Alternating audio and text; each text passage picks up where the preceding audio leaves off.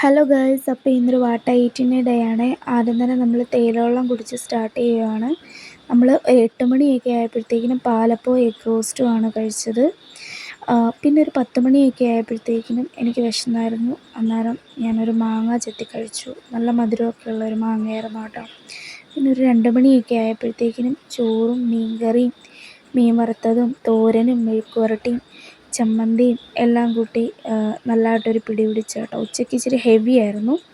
പിന്നെ വൈകിട്ട് ഒരു 4 മണിയൊക്കെ ആയപ്പോഴത്തേക്കിനും മാൽക്കിസ്റ്റിൻ്റെ ബിസ്ക്കറ്റും ചിപ്സും പിന്നെ വേറെ എന്തോ ഒരു സാധനം ഉണ്ടായിരുന്നു, അതും കഴിച്ചു. 6 മണിയൊക്കെ ആയപ്പോഴത്തേക്കിനും യോഗേർട്ടാണ് കഴിച്ചത്.